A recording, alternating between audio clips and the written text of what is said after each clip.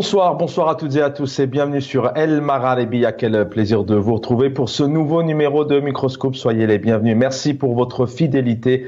Je vous rappelle, vous pouvez revivre toutes vos émissions sur nos réseaux sociaux, notamment la page YouTube. Ce soir, deux actualités. Nous allons revenir et rendre hommage à un grand personnage politique, beaucoup de sacrifices. Il s'est lancé en politique à l'âge de 16 ans. Déjà, il a fait partie de ces moudjahids, ceux qui ont contribué à la libération de l'Algérie du colonialisme. Nous allons rendre hommage ce soir à celui qui nous a quittés le 23 décembre 2015, il y a maintenant 8 ans.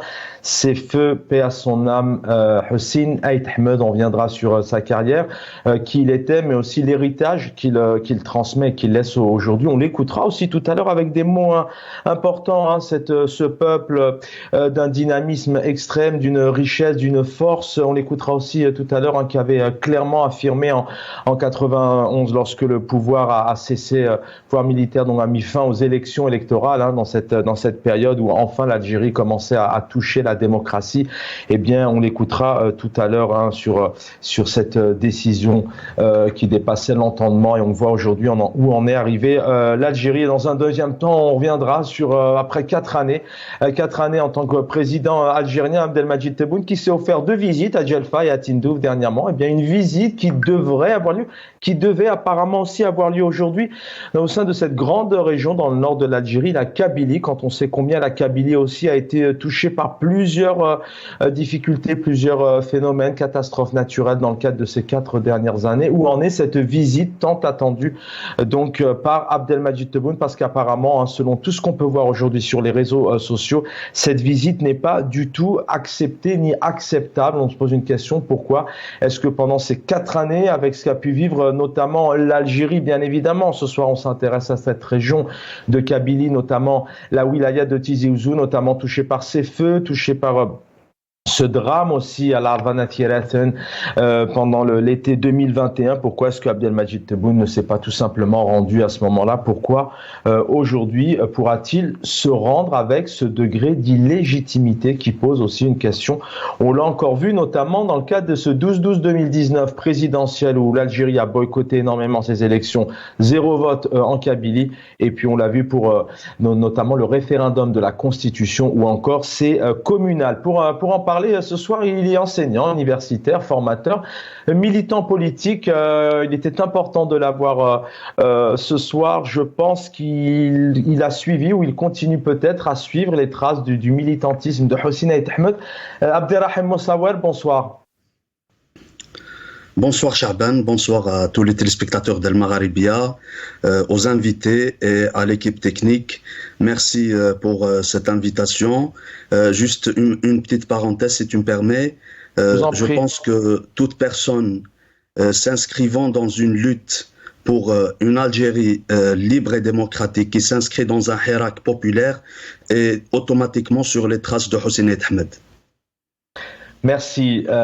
Effectivement, il laisse énormément d'héritage. Donc on va l'écouter ce soir aussi longuement. On aura le plaisir d'accueillir notamment Anis Méziane, qui est présidente de cette association, des victimes, notamment des victimes dans le cadre du Hirak. Beaucoup ont été éborgnés. Pour vous dire que cette région a été touchée aussi par énormément de difficultés. Voilà, Anis Méziane qui sera avec nous. Voilà, merci la régie de nous afficher sa photo. Comité national des victimes du Hirak. Et puis vers 19h30 viendra nous rejoindre pour quelques mots. On l'a entendu hier, mais c'est important peut-être de l'avoir aussi ce soir. Karim Tabou, opposant politique qui a longtemps côtoyé Hussein Ait Ahmed, qui nous dira quelques mots. On va revenir ici, notamment on va écouter feu Hussein Ait Ahmed qui parle de cette Algérie, de ce grand peuple, comme il le dit. Ce que je veux vous dire, le peuple algérien est un peuple formidable. Moi, j'ai envie de pleurer quand je pense à ce peuple, parce que chaque fois, il sort des dynamiques dans cette société. Malheureusement, des opportunistes qui surfent sur ces dynamiques, aidés par le pouvoir qui ne rate aucune occasion, se sont saisis de cette dynamique de سير قراني الجزائريين خاطر كنت بغيتي لي ماشي ديال يوث المصيبه ديال الريف ديوث ديون البطلة بركاني قاعد دان في مرت ذو لا قرار ديوغال ووال الغرسن الوجدود وأما الساقي كي هو انت غزيف طايض كي هو انت لي ضاسك تيلي تفاش. Voilà, ce soir, donc, on revient sur Hossein Ait Ahmed, son parcours. Abderrahim Moussaouer, quand vous... tout simplement, peut-être, que représente un personnage emblématique, hein, tout de même, hein, en Algérie, comme Hossein Ait Ahmed? Vous êtes encore jeune, vous êtes militant, hirakiste, vous aspirez à un état de droit, une démocratie, et vous prenez aussi des sacrifices, puisqu'on sait que tout de même, hein, en Algérie, il est très compliqué de militer, de faire de la politique. Donc, quelque part, c'est un exemple pour vous, Hossein Ait Ahmed. Dans un premier temps, je voudrais juste souhaiter un joyeux anniversaire à mon père qui a fêté son anniversaire avant-hier et ma nièce hier. Et sans doute, ils sont en train de nous regarder. On lui souhaite longue vie, mais je crois qu'il a eu 71 ans. Hein, Exactement. Merci beaucoup, Chaban. Et puis, si je me permets, pour nos amis arabophones et francophones, ce que vient de dire Hossein Ait Ahmed dans cette vidéo que vous venez de passer sur le Maghrébia, il disait, quelles que soient les ténèbres et la longueur de la nuit, le jour finira par se lever. Donc, c'est une façon de concrétiser tout ce qu'on a connu durant le parcours de cet homme, de cette immensité, à savoir Hossein Ait Ahmed, dont le parcours peut aussi être traduit en 3 mots qui sont d'envergure: Algérie, peuple et espoir. Donc ça a toujours été ces mots d'ordre, l'Algérie, le peuple et l'espoir. Et si vous regardez cette photo qui est juste derrière moi, que j'ai choisi à mettre comme décor, on peut lire dessus l'éthique, c'est-à-dire au cœur de la politique. Hossein Ait Ahmed, dans son parcours de militant indépendantiste et de militant pour la démocratie, pour la libération réelle des Algériennes et des Algériens le lendemain de l'indépendance, il fait partie de ces hommes et de ces femmes qui ont pu faire de la politique, avancer dans leurs projets politiques, tout en ayant un respect à la déontologie, mais aussi tout en ayant cette éthique au cœur de la politique. Si on peut parler de Hossein Ait Ahmed aussi, c'est que dans la vie de l'être humain, dans la vie d'une nation, d'un pays, il est des hommes et des femmes, des dates historiques, des faits, des événements qui, malgré les difficultés, malgré les différences idéologiques, politiques, malgré les différends, malgré les trajectoires que les uns et que les autres n'ont pas forcément en convergence, il y a des hommes comme Hossein Ait Ahmed qui ont toujours manifesté leur capacité à se saisir des opportunités et de montrer qu'on peut croire, qu'on peut compter sur certaines femmes, certains hommes qui peuvent nous guider malgré toutes ces difficultés. Encore une autre chose concernant le personnage ou cette personnalité dont l'Algérie aurait pu profiter, c'est que on peut le définir sur plusieurs dimensions. Ait Ahmed le Kabyle, Ait Ahmed le Berbère, Ait Ahmed le Maghrébin des peuples, mais quels que soient les qualificatifs qu'on peut utiliser pour sa dimension, sa vision politique, sa vision du peuple, sa vision de la société, sa vision de la démocratie, on ne peut pas soustraire à Hossein Ait Ahmed son attachement à l'Algérie. D'ailleurs, on vient d'écouter dans cette vidéo, là où il parle de l'Algérie, du peuple algérien.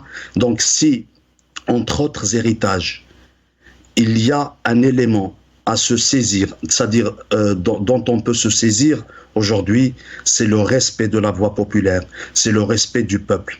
Si Hossein Ait Ahmed était parmi nous aujourd'hui, il aurait continué avec toutes ces jeunes et tous ces jeunes Algériens à manifester dans le cadre du Hirak en disant « Jamais nous mettrons le peuple algérien et le pouvoir néocolonial dos à dos parce que ceux qui sont responsables de la tragédie post-indépendance, ceux qui ont confisqué l'indépendance, ceux qui ont ramené l'Algérie dans ces imbroglios, dans ces difficultés, dans ces marasmes aujourd'hui, c'est loin d'être le peuple, mais c'est le système néocolonial qui a remplacé le lendemain de l'indépendance le système colonial établi à l'époque. Donc aujourd'hui, lorsque nous voyons ces étudiants, ces jeunes, ces moins jeunes, ces femmes, ces hommes en Algérie qui rendent hommage de la plus belle des façons en Algérie à un personnage comme Hossein Ait Ahmed, en plein cœur du Hirak, c'est-à-dire au sein du Hirak, on comprendra que l'Algérie aurait dû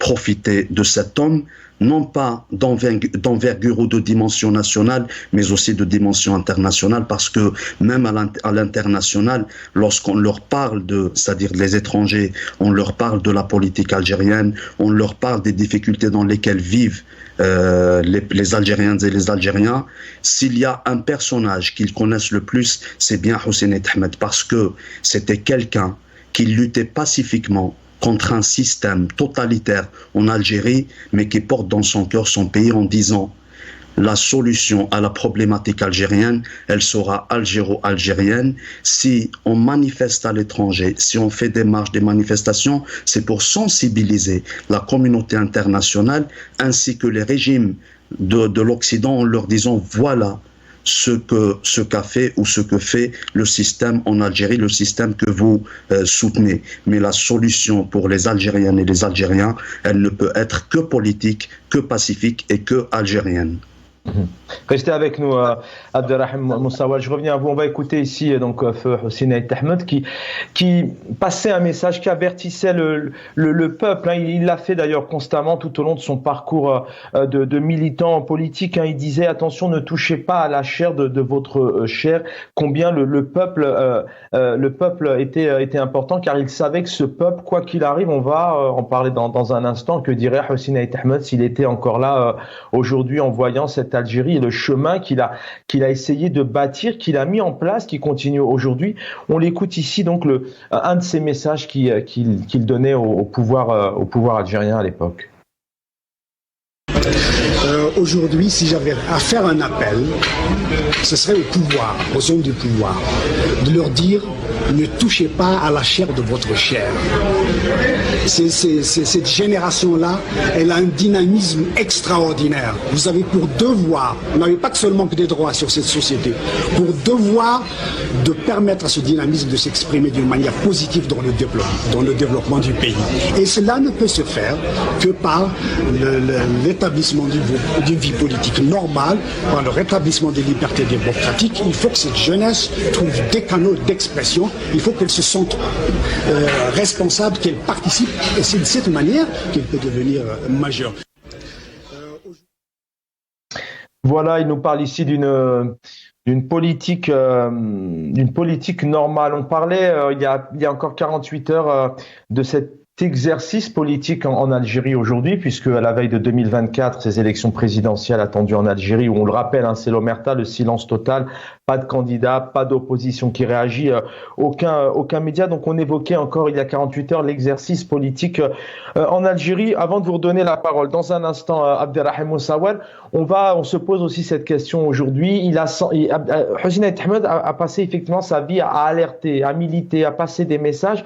Il était contre, bien évidemment, cet arrêt du processus électoral. Alors pour les téléspectateurs qui sont peut-être un peu plus jeunes ou qui ne connaissent pas, il faut savoir donc qu'en 91, il y a les élections législatives algériennes. Les Algériens, donc à près de 60%, donc se déplacent dans les urnes. Le rêve de toute une nation quand il y a une présidentielle, que les citoyens d'un pays aillent voter. Et les résultats sont là. Le Front islamique du salut, donc qui est pas loin de 48%. Juste derrière, on a notamment aussi les forces, le Front des forces socialistes qui est présent aussi, et le pouvoir avait à ce moment-là donc stoppé ces élections. Donc un 26 décembre, on en parlera, c'était le premier tour. Un deuxième tour qui devait avoir lieu le 16 janvier 92, donc vous l'avez compris, quelques jours après, donc a été annulé, stoppé par le pouvoir. Voilà ce que disait Hossein Ait Ahmed à l'époque. On ne fera croire à personne que stopper un processus électoral chèrement acquis est une avancée de la démocratie.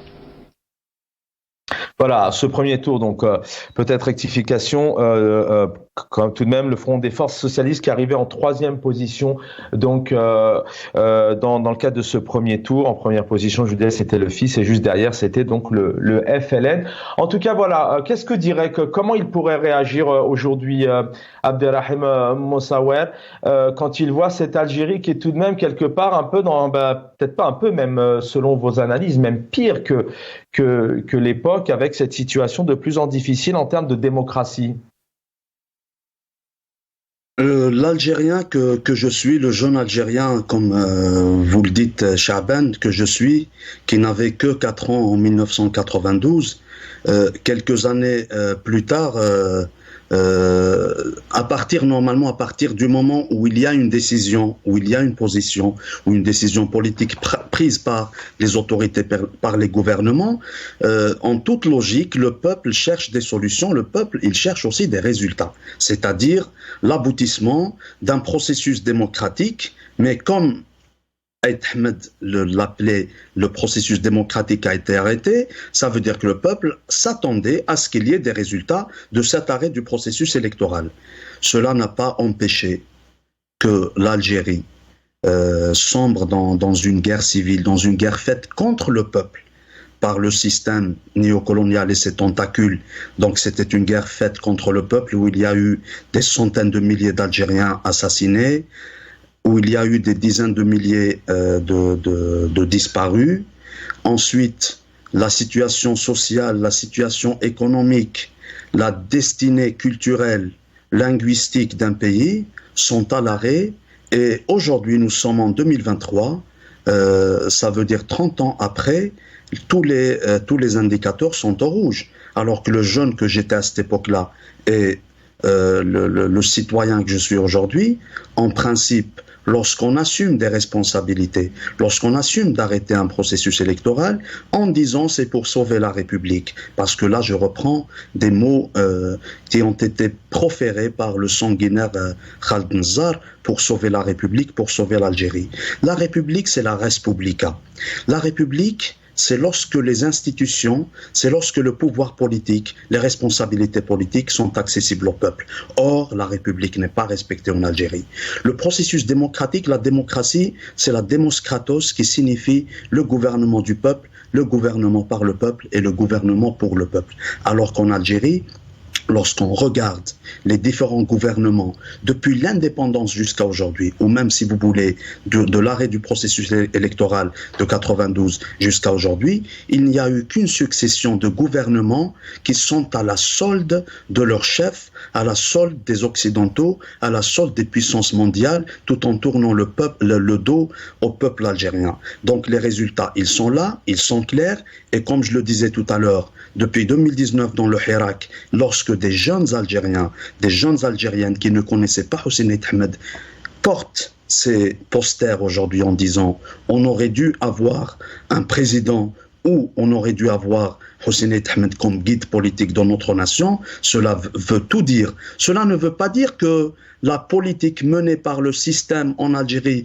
dans les années 80, fin des années 80, a encouragé le pays à aller dans les extrêmes était approuvée. Mais lorsqu'on s'inscrit dans un processus démocratique, dans des élections qu'on vante dans le cadre de la démocratie, je pense que le sens de responsabilité est d'aller jusqu'au bout et de laisser le peuple s'exprimer et de voir plus tard, c'est-à-dire quelques années après, comme ça a été le cas dans certains pays. Donc la démocratie ne peut pas être en collaboration avec les chars, avec l'armée, avec la couleur vert kaki. Parce que là, je reprends parfaitement les propos de Mehri Laïrahmou, Abdelhamid Mehri, en disant la démocratie qui a besoin d'un char pour se défendre est une démocratie malade.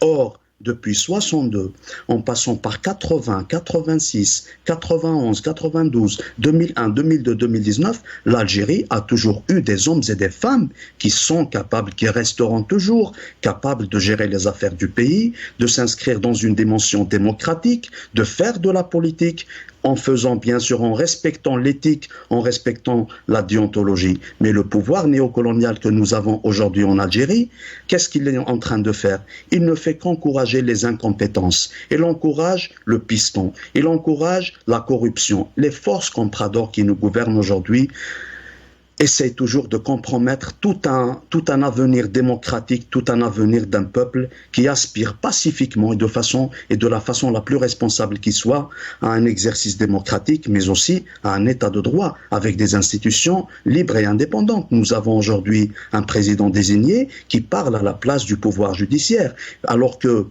lorsqu'on essaie, puisque ça s'inscrit toujours dans cette question, si on veut voir l'état de santé d'un état de droit, regardons l'état de la justice, regardons les décisions ou les verdicts prononcés par le pouvoir judiciaire. Lorsque le pouvoir judiciaire n'est ni libre ni indépendant, par contre il ne répond qu'aux agendas d'un système militaro-policier qui gouverne, ça veut dire que là, il y a un problème d'un pouvoir qui ne veut pas céder, d'un pouvoir qui ne veut rien lâcher, mais surtout d'un pouvoir qui est toujours dans le mépris d'un peuple responsable, d'un peuple capable. Merci Abdelrahim Moussawara, je sais que je vais devoir vous libérer, il y a Karim Tabou qui va venir nous rejoindre. Je voudrais tout de même vous faire réagir sur cette deuxième actualité en Algérie. Ce serait peut-être la troisième visite d'Abdelmajid Tebboune, président algérien, qui devait se rendre, notamment dans le nord du pays, dans cette région de la Kabylie, du côté de Tizi Ouzou, où apparemment, bien évidemment, tout le monde est en train de s'affairer à préparer les routes, à nettoyer, à essayer de faire en sorte que les choses soient toutes prêtes. Je souris parce que malheureusement, quand on voit la situation en temps normal, c'est très compliqué. Qu'est-ce que ça vous... Pour l'instant, c'est le silence, pas d'informations, on ne sait pas trop. Ça en dit long aussi sur le fonctionnement, mais en quoi, s'il s'avérait que cette information est réelle, en quoi le président algérien devrait se rendre aujourd'hui, alors que depuis 4 ans, il n'a sillonné aucune région. Bon, il a fait Tindouf et Djelfa en l'espace d'un mois et demi, on en a parlé en cette fin d'année 2023, alors que je rappelle, dans toutes les catastrophes qu'a pu vivre l'Algérie, il n'est pas allé à la rencontre du peuple à plusieurs niveaux, et notamment cette région. Une réaction sur cette visite? Il me semble que l'herbe est plus verte à Tindouf et à Djelfa qu'ailleurs. Il me semble aussi que les rues et les villages, ou peut-être les villes, sont plus propres à Tizi Ouzou qu'ailleurs. Nous avons cette habitude du manque de moyens indispensables pour que le citoyen en Algérie se sente dans un pays libre, dans un pays riche tel qu'il le souhaite. Et je rappelle aussi, bon, j'étais pas né à ce moment-là, mais lorsque Boumediene était mort, les Algériens ne l'ont su que quelques semaines après, c'est-à-dire le temps de préparer, de nettoyer, de peindre les rues, les murs d'Alger pour recevoir les différentes délégations internationales. Aujourd'hui, 4 ans après sa fameuse promesse en disant « Dès mon élection, je vais rendre visite à toutes les wilayas d'Algérie ». Pourquoi Tizi Ouzou précisément? Déjà, il me semble que Tizi Ouzou n'est pas une exception, c'est une wilaya parmi d'autres en Algérie, mais le sens de responsabilité, puisque j'ai le devoir d'en parler tout le temps, ce sens de responsabilité, c'est d'aller rendre visite à ses citoyens, à son peuple, notamment lorsque ce peuple a besoin d'épaules, lorsqu'il a besoin de soutien moral, psychologique. À Tizi Ouzou, Abdelmajid Tebboune, il aurait eu l'audace ou le courage d'aller en 2021, quand il y a eu les feux de forêt, quand il y a eu des milliers d'hectares qui ont été brûlés, incendiés, quand il y a eu presque 200 de nos concitoyens qui sont morts à Tizi Ouzou, à l'Arba'an Firefen, avec les jeunes, paix à leurs âmes, à leurs belles âmes. Donc c'est là le sens de responsabilité. Mais une chose est sûre, cela nous rappelle, peut-être faisons un peu d'histoire récente, Bouteflika, quand il a été désigné en 1999, il a passé 4 années à aller dans des pays dans le monde pour s'acheter une légitimité internationale, et à l'approche des élections présidentielles, il a commencé à visiter des wilayas pour annoncer au préalable sa candidature pour un 2e mandat. Donc je ne pense pas que le pouvoir néocolonial en Algérie puisse inventer, puisse créer de nouvelles stratégies, si ce n'est se répéter, refaire les mêmes procédures, c'est-à-dire suivre les mêmes procédures. 4 années de silence, 4 années de marasme, 4 années de mensonges d'État, 4 années d'extravagance langagière, et à l'approche des élections, sachant que jusqu'à aujourd'hui, depuis le début du Hirak en 2019, nous avons un système en place qui sait qu'à tout moment, les manifestations peuvent ressurgir en Algérie, notamment avec un peuple qui a décidé depuis 2019, comme une seule femme, comme un seul homme, de rompre avec un système traditionnel qui a gâché la vie à des millions d'Algériennes et d'Algériens. Donc, pour répondre à peu près à cette question concernant la visite de Tebboune, il me semble que ça s'inscrit dans les manœuvres d'un système qui prépare une élection présidentielle. Et je voudrais transmettre juste un message, si tu me permets, Chaban. L'héritage en parlant de Hussein Ait Ahmed, j'ai un message à transmettre à ceux qui sont à la tête du parti, à ceux qui sont au secrétariat national, à ceux qui sont à la direction nationale. Au moins, de grâce, ne piétinez pas l'héritage de Hussein Ait Ahmed. Hussein Ait Ahmed n'a jamais mis le peuple et le pouvoir néocolonial en place dos à dos. Hussein Ait Ahmed a toujours pris ses responsabilités. Être patriotique aujourd'hui, c'est respecter le peuple, c'est de ramener tout à la voix populaire, à la volonté populaire. Parce que si on utilise l'héritage de Hussein Ait Ahmed pour reprendre, pour réutiliser les mêmes méthodes du système, on se pose la question: aujourd'hui, où est le combat d'Alim Sili, où est le combat de Hussein Ait Ahmed, où est le combat de Delmoub Nafmaouch, paix à leurs âmes. Merci Abdelrahim Moussawer. Alors je voudrais rester avec nous, même si vous pouvez. Est-ce que Karim Tabou nous a rejoint? Karim Tabou, bonsoir.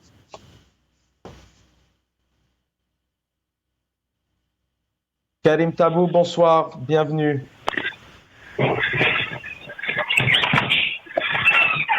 Karim Tabou, vous m'entendez? Bonsoir. Bonsoir Karim Tabou, merci d'être parmi nous ce soir pour une nouvelle fois. Ce soir, nous rendons, vous l'évoquiez quand même hier, mais ce soir, voilà une émission encore spéciale autour de bien évidemment, de ces figures emblématiques. On évoquait aussi, bien évidemment, encore une fois, paix à son âme, à Rachid Malawi, syndicaliste. On y reviendra aussi dans le cadre de nos éditions, qui nous a quittés hier. Si je vous dis Hussein Ait Ahmed, Karim Tabou, qu'est-ce que vous me dites? Un grand homme, un grand militant qui a sacrifié toute une vie pour l'avènement de la démocratie, pour l'avènement d'un état de droit, qui a vécu beaucoup de difficultés dans sa vie, autant pendant la colonisation qu'après l'indépendance du pays, puisqu'il a été contraint à vivre l'essentiel de sa vie à l'exil. Et il a donné à ce pays tout ce qui aurait pu faire de ce pays un pays développé, un pays démocratique, un pays débarrassé de la tyrannie, de la bêtise, du sous-développement. Il est parti en laissant derrière lui des sillons de combat, des sillons des devoirs pour nous, en tant que génération de militants qui est venue après. Et c'est à nous aujourd'hui d'honorer notre responsabilité, d'honorer ce combat. On l'évoquait tout à l'heure. Vous parlez de ce combat de longue date. Il laisse tout de même. C'est pas tout de même. Il laisse un héritage aujourd'hui. Vous en faites partie puisque vous êtes beaucoup plus jeune. Je rappelle que vous avez été longtemps haute responsabilité du FFS. Ces 4 années, elles ont été marquées notamment par cette révolution, par ces millions d'Algériens qui coûte que coûte militent, continuent malgré les difficultés, malgré la répression, malgré les risques. D'ailleurs, vous en faites partie. On le rappelle car vous continuez à vous exprimer malgré ce que vous pouvez subir. Donc ça, c'est aussi une des forces de Hussein Ait Ahmed, c'est d'avoir réussi à laisser un ancrage dans la conscience de ces nouvelles, de ces futures générations qui aspirent toujours à cet État démocratique. Oui, Hussein Ahmed est un immense jardin démocratique. Il arrive que ce jardin soit brûlé par le pouvoir, mais cela n'empêche pas le jardin de refleurir de nouveau. Ahmed, bien avant l'indépendance, il a été un des architectes, un des éléments qui ont pensé la révolution, puisqu'il était chef de l'OS. Et il a exercé des hautes fonctions politiques dans le FLN pendant la Révolution. Il a conduit la délégation algérienne à la conférence de Bandung. Et il a été membre du gouvernement provisoire. Après l'indépendance, il a vu le détournement de l'indépendance, la confiscation du pouvoir et surtout l'exclusion du peuple. Et il a décidé de mener un autre combat, mais cette fois le combat pour la démocratie, le combat pour les droits de l'homme, le combat pour la consécration de l'indépendance. Et il a créé un parti qui s'appelle le Front. C'est-à-dire, il réunit toutes les factions, toutes les opinions favorables justement au changement, des forces. C'est-à-dire, il fallait donner la possibilité à toutes les forces paysannes, militantes, intellectuelles, ouvrières de se retrouver autour de ce front et engager le combat décisif qui était le combat pour la démocratie. Il avait dans l'annonce même, dans la déclaration de la création du FFS, il est bien dit qu'il s'agit de mener le combat contre la dictature pour consacrer définitivement la parole du peuple et rétablir la souveraineté du peuple algérien. Il a donné donc son point de vue à travers l'élection d'une Assemblée nationale constituante souveraine et c'était le processus qui devait donc aboutir à la consécration de l'état de droit. Et ce fut pendant des décennies le combat de Hussein Ahmed. Il n'a pas perdu beaucoup de son temps après l'indépendance. Il a été poursuivre ses études, ce qui est rare chez les dirigeants de la Révolution. Une grande partie se sont reversés dans les activités commerciales, dans les activités diverses. Ahmed a fait le choix d'aller à l'université, poursuivre ses études et il a eu une consécration puisqu'il a eu son doctorat en droit et donc Ahmed a quelqu'un qui a fait des choix dans sa vie. Et pendant tout ce parcours-là, il a laissé la porte ouverte d'une manière démocratique en faisant preuve d'un sens élevé de la démocratie, des droits de l'homme, du respect, de la tolérance, de la sérénité dans la façon dont il a toujours exercé le politique. On ne pouvait pas imaginer Ahmed se retrouver autour d'une table dans un accord politique important qui a été signé à Londres en 1985 en face de celui qui l'avait condamné à mort, qui l'avait combattu, qui a même mené des répressions terribles, sauvages, meurtrières contre les militants du FFS. Et c'est les valeurs qu'il a toujours proclamées. Il était une des rares figures à avoir porté courageusement le mot réconciliation, la paix, mais la paix qui devait marcher sur les deux pieds, qui est la vérité et la justice. On a eu autre chose, on a eu les tricheries, on a eu les détournements, on a eu la confiscation de la parole au peuple et nous sommes encore dans ce combat. Donc tout l'héritage qu'il a laissé, tout ce capital politique, il nous laisse à la fois ce capital, mais surtout il nous laisse des devoirs, il nous laisse une dette envers nos consciences, mais surtout envers ces valeurs-là. Aujourd'hui, quand je vois des gens se rappeler Ahmed que pour l'utiliser comme label politique, label commercial. Non, Ahmed est un parcours, Ahmed est un combat. Vous avez évoqué la révolution de 2019 dans le cadre du Hirak. Naturellement, le FFS Naturellement, le FFS devait être au devant de ce mouvement, puisque toutes les idées portées par le Chirac, scandées par des millions d'Algériens, étaient au fait l'essentiel de la philosophie du FFS, les principes qui ont été proclamés dans tous les forums internationaux. Aït Ahmed n'a pas cessé pendant la décennie noire de parler des disparus, des droits de l'homme, de la responsabilité du pouvoir, de la nécessité d'aller vers la transition démocratique, de la nécessité de respecter le suffrage universel. Tout cela étaient les piliers sur lesquels était construite, bâtie la philosophie politique. Et un pouvoir qui n'a, je reviens à vous Karim Tabou, et un pouvoir qui n'a jamais spécialement, qui n'a jamais écouté. On écoutait Hossein Aït Ahmed tout à l'heure, effectivement, qui passait un message au pouvoir, notamment sur la richesse de ce peuple. On l'écoute ici. Vous évoquez souvent, Karim Tabou, notamment ce terme d'affairiste. En tout cas, à l'époque, Hossein Aït Ahmed avait refusé justement de diriger le pays. On l'écoute. C'était étonné que j'ai pas accepté d'être chef de l'État. Il tombait des nues. Il pensait que comment refuser d'être honoré. Mais je vais être comme ça. Je vais avaliser toutes leurs décisions, toutes leurs politiques, tous leurs massacres, tous les effets de destruction et de déshonneur de notre pays. Comment voulez-vous que... J'ai été frappé par le fait que l'ex-ministre des droits de l'homme, qui était chef de la Fédération de France, m'a dit on lui a proposé d'être... Il a refusé. On lui a proposé d'être président. C'est quoi ça? Moi j'ai mes convictions. Ce qui m'importe, ce sont les souffrances du peuple algérien. Voilà, Hossein Aït Ahmed, donc, qui n'a jamais dévié de ses convictions. Vous pouvez réagir là-dessus, Karim Tabou, mais j'aimerais aussi vous entendre ce soir. C'est une des actualités. Une visite devrait avoir lieu, une troisième visite, un troisième bain de foule, entre parenthèses. Quand on voit ceux de Tindouf et Djelfa, on peut peut-être pas spécialement ça appeler des bains de foule du président algérien. Il doit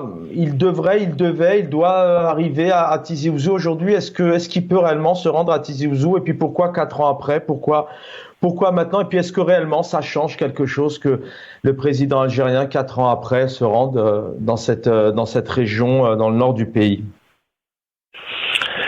D'abord, je réagis à la vidéo que vous venez de passer. Et Ahmed l'a bien souligné que ce pouvoir, en parlant de Nzar, il a très bien dit qu'ils sont responsables du massacre et du déshonneur de ce pays. Vous imaginez, les mots, ils sont durs. Et il disait également que Nzar tombait des nues, que Aït Ahmed refuse d'être le chef de l'État. Mais le grand mensonge dans ce pays, le grand scandale dans ce pays, est que nous sommes arrivés dans un pays où un ancien officier de l'armée française demande au chef de l'OS de devenir décide et propose au chef de l'OS de se faire désigner chef de l'État. C'est le paradoxe dans ce pays. C'est inimaginable. On ne peut pas imaginer que le chef de l'OS, celui qui a mis les premiers éléments de l'action armée pour l'indépendance, puisse être sollicité par celui qui était de l'autre côté du mur et lui proposait d'être le chef de l'État. C'est toute la situation du pays. Ça résume la situation dont nous vivons. C'est-à-dire que ceux qui ont donné leur vie pour ce pays se retrouvent finalement otages de gens qui ont été de l'autre côté. Et c'est cette réalité-là qu'on n'a pas encore réglée. C'est le retour, justement, la réconciliation avec notre histoire. C'est retrouver le chemin de la démocratie, retrouver le chemin de l'indépendance. Alors, est-ce que l'indépendance a été confisquée et le pays a été détourné? Alors, en termes de démocratie, voilà, la visite. Je vous écoute, Karim Tabou, excusez-moi. Concernant la visite, d'abord, il est important, d'une manière toute simple, de rappeler aux Algériens que l'actuel chef de l'État n'a pas été élu en Kabylie, n'a pas été élu à Oran, n'a pas été élu à Chlef, n'a pas été élu à Sétif. Il le sait en tout cas. Il a été élu par une minorité d'Algériens. Et d'ailleurs, le pouvoir, pendant tout ce temps, avait considéré que le vote des Algériens ne le concernait pas, ne l'intéressait pas, puisque il se sait, comme ses prédécesseurs, que ce n'est pas le peuple algérien qui désigne les présidents, qui décide de qui va être président, c'est le pouvoir réel, c'est les vrais décideurs. Donc sa venue à Tizi Ouzou s'inscrit dans la complotite, dans la manœuvre politicienne. On n'est pas dans une logique dans un pays démocratique. Un chef de l'État est en droit d'aller rendre visite à une usine, à un mouvement de citoyens, à une région. Ça paraît un événement normal. Mais dès lors que cette visite-là revêt une telle importance et mise dans la logique du calcul politicien et en actionnant tous les relais du pouvoir au niveau local, depuis le délateur du village jusqu'aux hautes instances de l'administration, en passant par tous les relais opportunistes clients du pouvoir qui sont en train de s'agiter pour essayer de faire, entre guillemets, une opération de publicité politique, puisqu'on dira par la suite que finalement le chef de l'État et j'ai vu comment l'itinéraire est en train de se faire embellir, la ville a repris ses couleurs et dans tous les villages les délateurs sont agités, sont mis en action, l'administration est là, les comités de village sont appelés au téléphone par les instances, toutes les instances depuis le chef de Daïra au service de sécurité, etc., en essayant de les mobiliser, et le tout, on a créé un climat. En tout cas, ce climat-là est un climat de manœuvre politique. On n'est pas dans la politique, on n'est pas dans la dynamique politique. On ressent tout de même une crainte, peut-être un pouvoir qui est peut-être pas clair dans cette visite. Les choses ne sont pas annoncées, on ne sait pas trop. Est-ce que réellement ça, en tout cas, ça a l'air. Vous pensez qu'elle aura lieu cette visite? Vous pensez que le président, tout de même, il y a une question d'illégitimité, il y a un degré d'illégitimité puisque malheureusement pour lui, il est dans l'incapacité réellement d'aller à la rencontre du peuple et de la jeunesse. En tout cas, cette visite qu'il ait lieu, qu'elle n'ait pas lieu, cela relève de la volonté interne du pouvoir. S'il doit être annulé, si des problèmes se posent, il se pose d'abord en premier lieu à l'intérieur même du pouvoir. Concernant la population, le peuple, en tout cas le peuple algérien, qu'il soit en Kabylie ou à Oran ou à l'est ou à l'ouest, au sud comme au nord, il a fait preuve d'un civisme, d'un sens élevé de responsabilité lors du Hirak. Ça ne le concerne pas. Toute cette herwala, toute cette agitation, en tout cas, n'intéresse pas le citoyen. Le citoyen, depuis 2019, et je parle juste des derniers événements qu'on a vécus, sinon des mouvements de révolte, ce pays, on en a connu tellement. Mais si nous nous limitons au seul fait du Hirak, des millions d'Algériens sont descendus dans la rue. En tout cas, ils ont acté d'abord leur divorce avec le pouvoir et ils savent très bien que dans les conditions actuelles, avec le personnel actuel, avec les manœuvres actuelles, le pays ne peut pas se sortir de son sous-développement, de sa crise, des impasses dans lequel baigne notre cher pays.